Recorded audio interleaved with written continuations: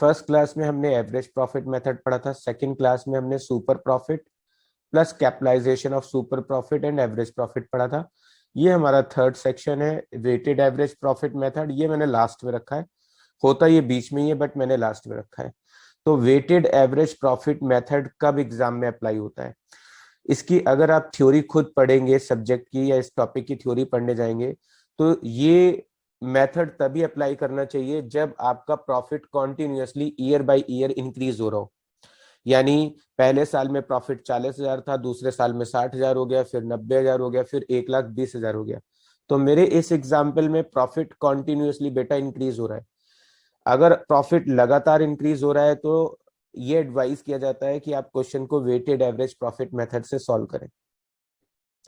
इसके रिवर्स अगर profit continuously decrease हो रहा है कि फर्स्ट ईयर में प्रॉफिट 80,000 था, फिर उसके अगले साल में 60,000 हुआ, उसके अगले साल में 30,000 हुआ और फिर उसके अगले साल में 10,000 हो गया, तो प्रॉफिट कॉन्टिन्यूसली डिक्रीज हो रहा है, तब भी वेटेड एवरेज प्रॉफिट मेथड लगेगा।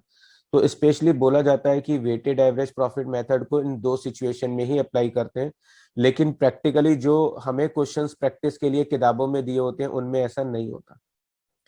उनमें तो क्या है, प्रॉफिट इंक्रीज हो रहा है या डिक्रीज हो रहा है इस चीज को हम देखते ही नहीं है, बस टीचर ने कौन सा मेथड यूज करने के लिए कहा है हम वो मेथड लगा देते हैं। समझ गए? तो बेटा क्वेश्चन से समझते हैं अब हमको। क्वेश्चन में दिया हुआ है बेटा कि जो गुडविल है वो हमको दी हुई है, उसमें लिखा है calculate goodwill by weighted average profit method. Number of year purchase बेटा जी 2 दिए हुए हैं हम लोगों को क्वेश्चन में।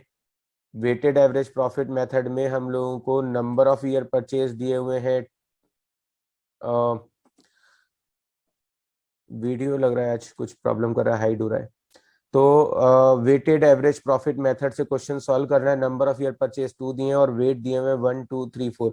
जनरली वेट बेटा 1 2 3 4 ही होते हैं, क्योंकि प्रॉफिट कॉन्टिन्यूसली इंक्रीज हो रहा होता है, इसलिए वेट इसी तरीके से होते हैं 1 2 3 4। अगर डिक्रीज हो रहा होता है तो भी हम इसी तरीके से लेते हैं 1 2 3 4। अगर कभी आपको वेटेड मेथड से क्वेश्चन करने के लिए कहा हो और टीचर ने वेट ना दियो तो आप 1 2 3 4 ही लीजिएगा। अब हमें क्वेश्चन में प्रॉफिट दिया हुआ है बेटा, प्रॉफिट की पहले साल में हमें 60,000 का लॉस दिया, देखो डेटा नीचे सॉल्यूशन में 60,000 का लॉस लिख दिया। इसके अलावा दूसरे साल में 1,20,000 का प्रॉफिट है बेटा, नीचे 1,20,000 लिख दिया। तीसरे साल में प्रॉफिट 1,60,000 है, हमने नीचे 1,60,000 लिख दिया। चौथे साल में प्रॉफिट है 1,80,000, हमने 1,80,000 लिख दिया। फिर एडजस्टमेंट में लिखा है 2009 में एबनॉर्मल लॉस है। आप जानते हो कि एबनॉर्मल लॉस क्या करते हैं सर, एबनॉर्मल लॉस प्लस कर देते हैं। तो बेटा 60,000 माइनस के थे, उसमें मैं 80,000 प्लस करूंगा तो प्लस के 20,000 बचेंगे। फिर लास्ट ईयर में 40,000 का एबनॉर्मल गेन है, आप जानते हो एबनॉर्मल गेन क्या करते हैं, माइनस करते हैं। तो अब मेरा फर्स्ट ईयर का नॉर्मल प्रॉफिट है 20,000, इंटू 1 करूंगा तो वेटेड प्रॉफिट आ जाएगा 20,000। दूसरे साल का प्रॉफिट 1,20,000 है और वेट 2 है, तो बेटा वेटेड प्रॉफिट दोनों का मल्टीप्लाई करेंगे तो 2,40,000। तीसरे साल में प्रॉफिट बेटा 1,60,000 है, मल्टीप्लाई 3 करेंगे तो वेटेड प्रॉफिट हो गया 4,80,000। चौथे साल का नॉर्मल प्रॉफिट बेटा जी 1,40,000 है, 4 से मल्टीप्लाई करेंगे तो कितना हो जाएगा, 5,60,000। मैंने इन चारों सालों के वेटेड प्रॉफिट का सम कर लिया, 13 लाख रुपए आ रहा है, डिवाइड कर दिया 10 से। तो बेटा जी हमारे पास एवरेज प्रॉफिट कितना निकल कर आएगा, 13 लाख को डिवाइड किया 10 से, तो मेरे पास बेटा जी एवरेज प्रॉफिट आ रहा है 1,30,000। ये एवरेज प्रॉफिट 1,30,000 आ गया, इंटू 2 करेंगे तो बेटा गुडविल कितनी हो जाएगी, 2,60,000। जी बेटा, आया आपको समझ में? हाँ सर, हाँ सर। कोई डाउट हो तो पूछें बेटा जी। जी बेटा, तो अब आपको इसमें कोई प्रॉब्लम हो तो पूछिए। सिंपल, हम लोगों ने पहले 4 सालों का जो वेटेड प्रॉफिट आया था, ये वेटेड प्रॉफिट आ गया हम लोगों का 4 सालों का, हमने सम किया 1,30,000। 1,30,000 को 10 से डिवाइड किया तो बेटा हमारे पास निकल कर आ गया ये वेटेड एवरेज प्रॉफिट। इसमें इंटू 2 किया तो बेटा गुडविल निकल कर आ गई 2,60,000। बेटा डन है क्या? हाँ सर। चलिए, इसी तरह का एक और क्वेश्चन लेते हैं, थोड़ा सा और हम इसको एडवांस जाकर सीखने की कोशिश करते हैं। बेटा यहाँ पर हमको क्वेश्चन में 2015 में प्रॉफिट दिया है 20,000 रुपए का, ठीक। उसके बाद 2016 में प्रॉफिट दिया हुआ है हमको 24,000 रुपए का। देन 2017 में प्रॉफिट है 30,000 का। फिर हमको बेटा प्रॉफिट दिया है 25,000 रुपये का, और फिर बेटा प्रॉफिट दिया है 18,000 का। 5 सालों का प्रॉफिट है। क्वेश्चन में नीचे जाइए, वेट दिए हुए बेटा जी, वेट दिए हुए 1 2 3 4 5। नंबर ऑफ ईयर परचेज बेटा जी हमको नंबर ऑफ ईयर परचेज दिए 3। तो बेटा जी सबसे पहले क्या करेंगे, सबसे पहले तो बेटा जी आप ईयर लिख लीजिए, ये हमने ईयर लिख लिए। फिर मैंने उसके बाद दूसरे कॉलम में प्रॉफिट लिख लिए, ये हमारे प्रॉफिट ऊपर से आ गए। फिर नीचे हमको वेट दिए थे, वेट हमको कितने दिए हुए 1 2 3 4 5, नीचे हमने उसका सम कर लिया 15। अब हमने क्या किया, प्रॉफिट और वेट की मल्टीप्लाई की, तो बेटा जी प्रोडक्ट आ गया। प्रोडक्ट की जगह आप वेटेड प्रॉफिट भी लिख सकते हो, जो कि हमारा निकल कर आ रहा है 3,48,000।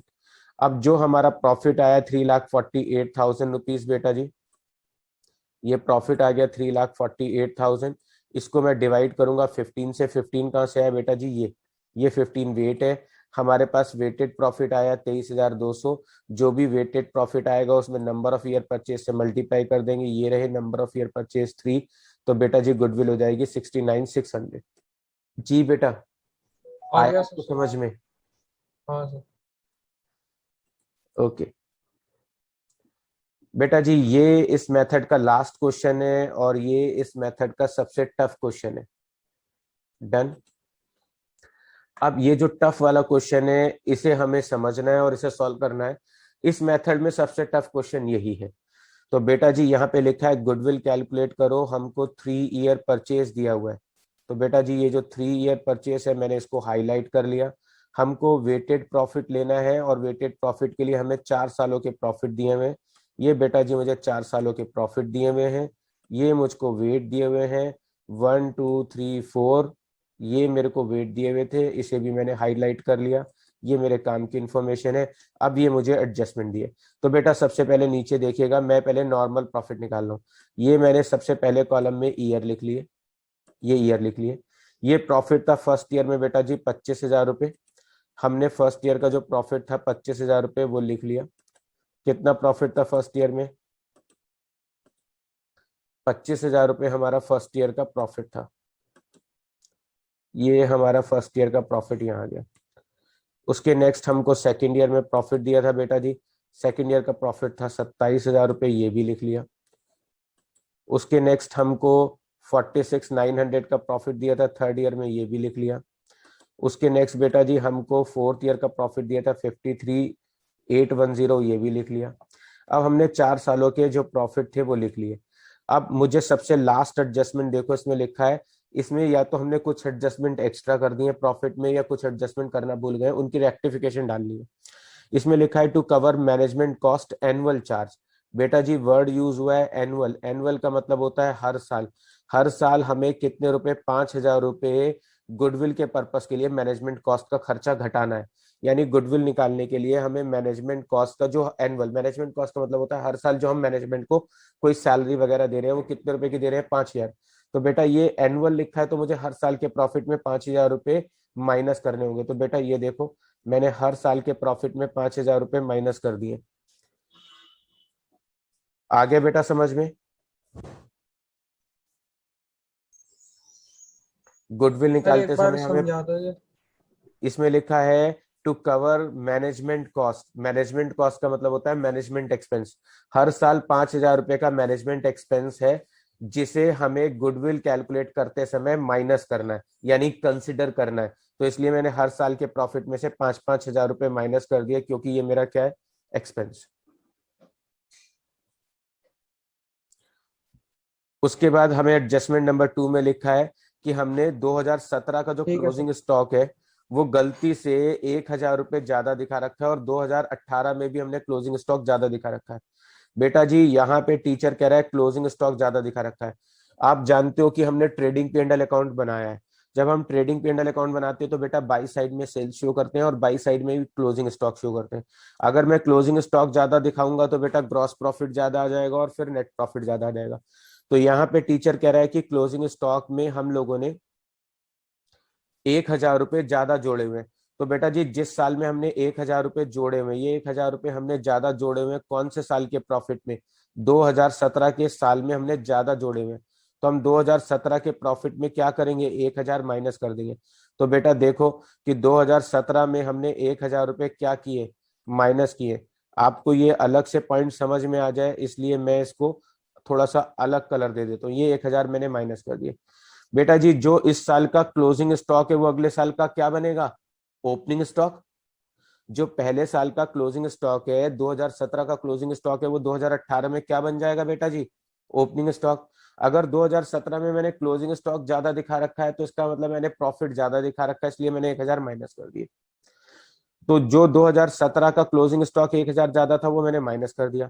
इसी तरीके से वो 2018 का ओपनिंग स्टॉक बना होगा, ओपनिंग स्टॉक मैंने ज्यादा दिखा रखा होगा, इसका मतलब मैंने खर्चा ज्यादा दिखा रखा है, तो मुझे 1000 रुपये क्या करने पड़ेंगे? प्लस। तो यहाँ पर मैं 1000 रुपये क्या करूंगा? प्लस करूंगा। तो बेटा जी ये वाले 1000 रुपये यहाँ पर मैं प्लस कर रहा हूँ। तो ये एक ही पॉइंट को बेटा मैंने आपको करके दिखाया है, जहां पे एक जगह पे तो 1000 माइनस है, क्लोजिंग स्टॉक ज्यादा है यानी प्रॉफिट ज्यादा है इसलिए मैंने माइनस कर दिया। और अगले साल का वो ओपनिंग स्टॉक बना होगा, इसका मतलब अगले साल में मैंने खर्चा ज्यादा दिखा रखा है तो मैं उसे क्या करूंगा? प्लस करूंगा। तो ये मैंने 1000 रुपये यहाँ प्लस कर दिए। बेटा आया आपको समझ में? हाँ सर, आ गया। दोबारा समझेंगे बेटा। इसने कहा है 2018 में वो ये कहना चाह रहा है कि मैंने 2018 में 2000 रुपये का क्लोजिंग स्टॉक ज्यादा दिखा रखा है। 2018 में क्लोजिंग स्टॉक ज्यादा दिखा रखा है यानी 2018 के प्रॉफिट में मैंने इनकम ज्यादा दिखा रखी है। तो मैं उस साल के प्रॉफिट में क्या करूंगा? बेटा जी 2018 में मैं 2000 जो फालतू दिखा रखे हैं उन्हें माइनस करूंगा।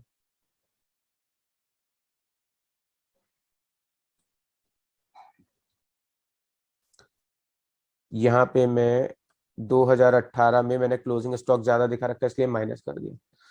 अब जो इस साल का क्लोजिंग स्टॉक है बेटा वो नेक्स्ट ईयर में क्या बन गया होगा? नेक्स्ट ईयर में बन गया होगा वो ओपनिंग स्टॉक। तो बेटा जी अगले साल में ओपनिंग स्टॉक ज्यादा दिखा रखा है यानी मैंने खर्चा ज्यादा दिखा रखा है। अब खर्चा ज्यादा दिखा रखा है तो मैं क्या करूंगा? नेक्स्ट ईयर में प्लस कर दूंगा। तो ये मैंने आपको क्लोजिंग स्टॉक जहां जहां माइनस है इसका मतलब माइनस किया है, और जहां जहां पिंक है इसका मतलब वो मैंने प्लस किया है। तो पहले साल में 17 में क्लोजिंग स्टॉक ज्यादा था यानी प्रॉफिट ज्यादा था तो माइनस कर दिया। अगले साल में ओपनिंग स्टॉक यानी खर्चा ज्यादा था तो मैंने वापस जोड़ दिया। ऐसे ही 2018 में क्लोजिंग स्टॉक ज्यादा था यानी कि मैंने प्रॉफिट ज्यादा दिखाया हुआ है तो माइनस कर दिया। अगले साल में मैंने ओपनिंग स्टॉक ज्यादा दिखाया यानी खर्चा ज्यादा दिखाया तो बेटा ऐड कर दिया। बोलो बेटा समझ में आया? सर ये जो हमने माइनस करा है, इसे हम ब्रैकेट में लिख सकते हैं? हाँ बेटा ब्रैकेट में लिख सकते हैं आप। अब हम करने जा रहे हैं वो सबसे इंपॉर्टेंट एडजस्टमेंट जो कम से कम कुछ टीचर्स जो टफ पेपर बनाते हैं उनकी फेवरेट होती है। इस चैप्टर में बस यही पॉइंट मेन है जो सबसे टफ है, इसीलिए मैंने इस वीडियो को लास्ट में डिसाइड किया कि बनाएंगे। तो बेटा 1 अप्रैल 2016 में इसने प्लांट के ऊपर रिपेयर पे 10,000 रुपये खर्च किए। मेजर प्लांट, मेजर का मतलब होता है यहाँ पे प्लांट पर मेजर रिपेयर का एक्सपेंस किया। मेजर का मतलब होता है लार्ज अमाउंट का खर्चा किया। तो बेटा जी मैंने प्लांट के ऊपर एक लार्ज अमाउंट का खर्चा किया है। तो इस प्लांट में हमने लार्ज अमाउंट का खर्चा किया है तो ये मैंने यहाँ लिख दिया। जितनी भी प्लांट की एडजस्टमेंट है मैं इस तरह के आपको जो सेमी ग्रीन और पिंक ब्लू कलर होता है उसमें शो करूंगा। तो प्लांट पर मैंने ज्यादा खर्चा किया है, कितने रुपए का खर्चा कर दिया? 10,000 रुपए का। इसके अलावा उसने कहा चार्ज टू रिवेन्यू, इसका मतलब होता है बेटा जी मैंने उसे गलती से अपना खर्चा मान लिया। पहली बात तो ये है कि मैंने प्लांट पे अगर 10,000 लगाया तो वो मेरी एसेट है ना कि खर्चा। तो ये मेरा, मैंने इसे खर्चा दिखा दिया। तो पहली चीज ये कि मैं अगर खर्चा दिखाऊंगा तो उस साल का प्रॉफिट कम आ जाएगा। तो ये 10,000 रुपये पहले मुझे 2016 में प्लस करने पड़ेंगे। तो बेटा ये देखो 2016 में मैंने 10,000 रुपये प्लस कर दिए। आई बात समझ में? 10,000 रुपये मैंने प्लांट के प्लस कर दिए। फिर से लॉजिक समझाता हूं कि मैंने प्लांट पे 10,000 रुपये लगाए, गलती से मैंने उसे रिवेन्यू, रिवेन्यू का मतलब होता है मैंने उसे एक्सपेंस मान लिया। पहली चीज ये मेरी एसेट्स है, ये मेरा खर्चा नहीं है। मैंने इसे खर्चे की तरह शो किया यानी उस साल का प्रॉफिट मैंने कम कर दिया होगा इसलिए वापस जोड़ दिया 10,000। अब बेटा अगर ये मेरी एसेट्स है तो कायदे से इस पे डैप लगना चाहिए था। अब 10,000 पर अगर मैं 10% के हिसाब से डैप लगाऊंगा तो बेटा फर्स्ट ईयर में कितना डैप लगेगा? अगर 10,000 पर मैं 10% के हिसाब से डैप लगाता हूं तो बेटा जी फर्स्ट ईयर में कितना डैप लगेगा? फर्स्ट ईयर में एक डैप हजार लगेगा, यहाँ पे मैं आपको कैलकुलेट करके दिखाता हूं बेटा जी। 10,000 रुपए का प्लान था, 10% के हिसाब से पहले साल में कितना डेप लगेगा, 1,000 रुपए का। अगले साल में बैलेंस कितना आएगा बेटा जी, 9,000 का। फिर दूसरे साल में डिमिनिशिंग मेथड से कितना डेप लगेगा, 900 रुपए का। बैलेंस कितना बचेगा, 8100 का। फिर तीसरे साल में डेप लगेगा 810 रुपए का। तो बैलेंस कितना बचेगा, बैलेंस बचेगा 7290। ये बैलेंस बच जाएगा। तो मैंने अगर 10,000 का प्लांट खरीदा है या प्लांट पे खर्चा किया है तो वो मेरी एसेट्स है। अगर मैं इसे एसेट्स मानता हूं तो कायदे से इस पे डैप लगाना चाहिए। तो मुझे फर्स्ट ईयर में कितना डैप लगाना था, 1,000 रुपए का। दूसरे साल भी मैंने इसे यूज किया है तो दूसरे साल में कितना डैप लगेगा, 900 का। और तीसरे साल में कितना डैप लगेगा, 810 का। तो यहाँ पे मैंने 810 का डैप लगाया। देखो ये गलती मेरे से 2017 में हुई थी। तो अगर 2017 में ये मेरी एसेट्स है तो 2017 में मुझे कितना डैप लगाना चाहिए था, 1,000 रुपए का। ये आ गया। फिर अगले साल में मैंने यूज किया तो कितना डैप लगेगा, 900 का। फिर उससे अगले साल में मैंने यूज किया तो कितना डैप लगेगा, 810 का। जी बेटा, आया आपको समझ में? आप कह रहे थे कि क्या ब्रैकेट लगा सर सकते हैं? एक बार बता दो सर फिर से। जी बेटा, अभी बताते हैं। ये देखिए मैंने ब्रैकेट का निशान लगा दिया है कि मैं इसे माइनस करने जा रहा हूं। ये ब्रैकेट का निशान लगा दिया, ये ब्रैकेट का निशान लगा दिया। जी बेटा, फिर से समझाते हैं। मेजर प्लांट रिपेयर, यानी प्लांट पर एक लार्ज अमाउंट हमने खर्च की है 10,000 रुपए की। तो पहली बात तो ये कि ये मेरा एसेट्स है। टीचर ने कहा चार्ज टू रिवेन्यू, हमने इसे खर्चा मान लिया। अगर मैंने खर्चा मान लिया तो मैंने उस साल में उसे खर्चे की तरह शो किया होगा। अगर मैं खर्चा दिखाऊंगा ज्यादा तो मेरा प्रॉफिट कम आया होगा, इसलिए मैंने पहले 2016-17 वाले साल में 10,000 रुपए प्लस कर दिए कि ये मेरा खर्चा नहीं है। इस लॉजिक से मैंने अपने प्रॉफिट को वापस इंक्रीज कर लिया। अब अगर ये मेरी एसेट्स है तो कायदे से मैंने इस एसेट्स को 17 में, 18 में और 19 में 3 साल अगले यूज किया है। टीचर ने कहा है इस पर डेप्रिसिएशन लगाइए। कितना डेप्रिसिएशन लगाइए, 10%। कौन से मेथड से लगाइए, डिमिनिशिंग मेथड से। तो 10% मैंने डेप्रिसिएशन लगा दिया। तो मैंने 10,000 पे पहले साल में डेप लगाया, 1,000, बैलेंस बचा 9,000। डिमिनिशिंग मेथड से डेप बैलेंस पे लगता है तो डेप लगा 900 रुपए का। फिर थर्ड ईयर में डेप लगा 810 का।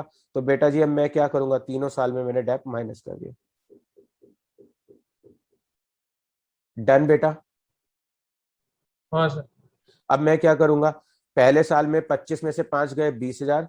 फिर 27,000 में 10,000 जोड़ेंगे, 1,000 घटाएंगे, फिर 1,000 जोड़ेंगे और फिर ये 5,000 रुपए घटा देंगे। लीजिए मैंने इस पे भी ब्रैकेट का निशान लगा दिया और यहाँ पे भी मैंने ब्रैकेट का निशान लगा दिया कि मैंने इसे माइनस किया हुआ है। उसके नेक्स्ट ईयर में मैंने 46,900 में 900 माइनस किए, 2,000 प्लस किए। फिर सॉरी 2,000 रुपए माइनस किए हम लोगों ने और फिर 5,000 रुपए माइनस किए, बचे 40,000। फिर हमने 810 माइनस किए, 2,000 प्लस किए, 5,000 माइनस किए, 50,000 बचा। अब ये हमारा 4 सालों का प्रॉफिट आ गया। अब इस 4 सालों के प्रॉफिट को हमने यहाँ पे लिख लिया, ये 4 सालों का प्रॉफिट लिख लिया। अब जो 4 सालों का प्रॉफिट लिखा है उसमें मल्टीप्लाई करेंगे वेट से। एज यू नो कि वेट अगर ना भी दिए हो तो 1 2 3 4 मानते हैं। मल्टीप्लाई करेंगे तो क्या आ जाएगा बेटा जी, वेटेड प्रॉफिट आ जाएगा। बाद में वेटेड प्रॉफिट के सम को वेट से डिवाइड करेंगे। देखो बेटा, वेटेड प्रॉफिट के सम को हमने वेट से डिवाइड कर दिया तो हमारे पास क्या आ गया, वेटेड प्रॉफिट आ गया। वेटेड प्रॉफिट में नंबर ऑफ ईयर परचेज से मल्टीप्लाई करेंगे तो बेटा जी क्या आ जाएगी, गुडविल आ जाएगी। तो बेटा जी ये वाला जो कॉलम है इसमें कुछ भी नहीं था और ये वाला जो कॉलम था इसमें भी कुछ नहीं था। तो बस था कहाँ सब कुछ, यहाँ पर। तो एक बार फिर से पहले एरो से देखो, मैंने चारों सालों के प्रॉफिट लिखे। आखिरी पॉइंट में लिखा था कि एनुअल जो चार्ज था मैनेजमेंट कॉस्ट का वो 5,000 मुझे कंसिडर करना है, तो मैंने पांचों साल चारों सालों के प्रॉफिट में माइनस कर दिया। फिर जिस जिस साल में क्लोजिंग स्टॉक ज्यादा था तो मैंने माना कि उस साल का प्रॉफिट ज्यादा है, इसलिए मैंने 1,000 और 2,000 पहले माइनस कर दिए। जो क्लोजिंग स्टॉक है वो अगले साल का ओपनिंग स्टॉक बना है तो बेटा मैंने 1,000 2,000 प्लस कर दिए। फिर उसने कहा कि उसने प्लांट पे लार्ज अमाउंट खर्च की थी 10,000, जिसे गलती से उसने एक्सपेंस मान लिया है। तो जिस साल में एक्सपेंस माना था मैंने उस साल में पहले 10,000 प्लस कर दिए। फिर उसने कहा है कि इसे आप कैपिटलाइज करिए। कैपिटलाइज का मतलब समझते हो, कैपिटलाइज का मतलब होता है उसे आप अपनी एसेट्स मानिए। अगर मैं 10,000 को अपनी एसेट्स मानूंगा तो 3 साल का डेप भी लगाऊंगा। ये मैंने 3 साल का डेप लगा दिया और उस डेप को माइनस कर दिया। देन इन सबको एडलेस किया, नॉर्मल प्रॉफिट आया, वेट से मल्टीप्लाई की, वेटेड प्रॉफिट आया और into number of year purchase goodwill आ गई। जी बेटा, कोई डाउट हो तो पूछे। आ गया सर। जी बेटा, बस अब आप अपनी बुक के सारे क्वेश्चन करिएगा। अगर आपको कोई प्रॉब्लम आती है तो वो आप मुझसे पूछ लीजिएगा।